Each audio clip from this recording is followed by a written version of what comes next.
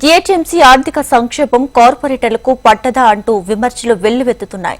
ఇప్పటికీ జీహెచ్ఎంసీ ఆర్థికంగా కుదేలు కావడంతో పాటు రొటీన్ మెయింటెనెన్స్ గగనంగా మారింది.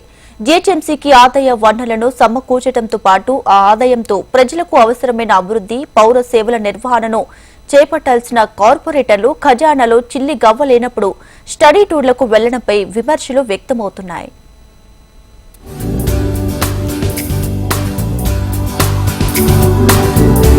ఒకప్పుడు వేల కోట్ల రూపాయలు మిగులుతూ ఉన్న జీహెచ్ఎంసీ నేడు అప్పుల కుప్పగా మారింది. ఒక్కోసారి జీతాలు ఇవ్వడంలో కూడా కొన్ని ఇబ్బందికర పరిస్థితులు ఎదుర్కొంటున్నారు. ఇలాంటి సమయంలో ఖర్చులు తగ్గించుకోవాల్సింది పోయి స్టడీ టూర్ల పేరిట డబ్బు వృధా చేస్తున్నారు. ప్రస్తుత కార్పొరేషన్ పదవీకాలం 2025 వరకు ఉంది. దీంతో పదవీకాలం ముగిసేలోపు టూర్లు ప్లాన్ చేశారు. తాజాగా లక్నో, షిలాంగ్ ప్రాంతాలను సందర్శించారు. అక్కడ కార్పొరేషన్లు అవలంబిస్తున్న విధానాలు తెలుసుకునేందుకు స్టడీ టూర్ పేరిట 40 మంది కార్పొరేటర్లు అక్కడికి వెళ్లారు.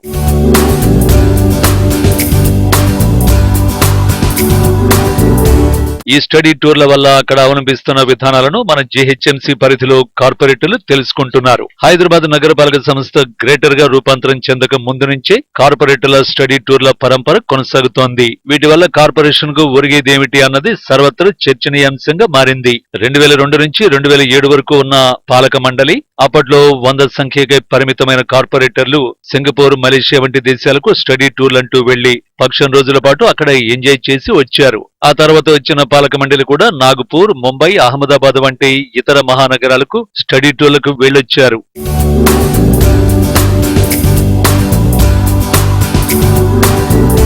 గతంలో కూడా అనేక సందర్భాల్లో కార్పొరేటర్లు స్టడీ టూర్ల పేరిట వివిధ రాష్ట్రాలకు వెళ్లి అక్కడ పరిస్థితుల్ని తెలుసుకున్నారు. కానీ అవి మన దగ్గర అవలంబించలేకపోయారు. ప్రస్తుతం లక్నో స్మార్ట్ సిటీ కార్యాలయాన్ని సందర్శించి అక్కడ 3 కమాండ్ సెంటర్లలో నిర్వహిస్తున్న కార్యకలాపాలను మేయర్ బృందం పరిశీలించింది.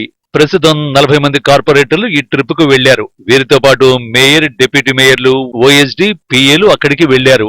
అంటే దాదాపు 45 మంది ఈ స్టడీ టూర్ కు వెళ్లారు. ఇంతవరకు బాగానే ఉన్నా వీరందరికీ ఫ్లైట్ ఖర్చులు, స్థానిక హోటల్లో బస, ఇతర ఖర్చులు కలిపి ఒక్కొక్కరికి దాదాపు ₹1,00,000 అంచనా. అంటే దాదాపు 50 లక్షల వరకు ఈ స్టడీ టూర్ల కోసం జీహెచ్ఎంసీ ఖర్చు చేసింది.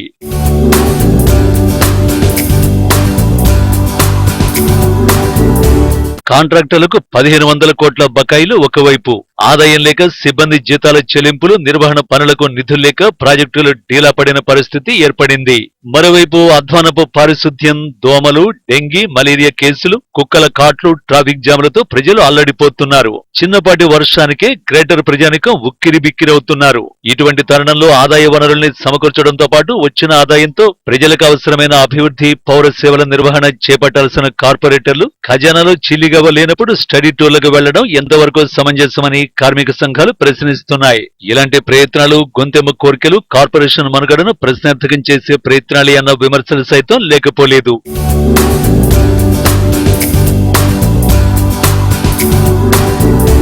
స్టడీ టూర్లతో దుబారా తప్ప ఒరిగేదేమీ లేదన్న చర్చ జరుగుతున్నది. అయితే జీహెచ్ఎంసీ కార్పొరేటర్లు స్టడీ టూర్ల పేరిట విహారయాత్రలు చేయడం కొత్తేమీ కాదు. పారిశుద్ధ్యం, ఇంజనీరింగ్, రోడ్డు పనులు, ఇతరత్ర అంశాల్లో అమలవుతున్న ఉత్తమ విధానాలు అధ్యయనం చేసేందుకని చెబుతున్నారు.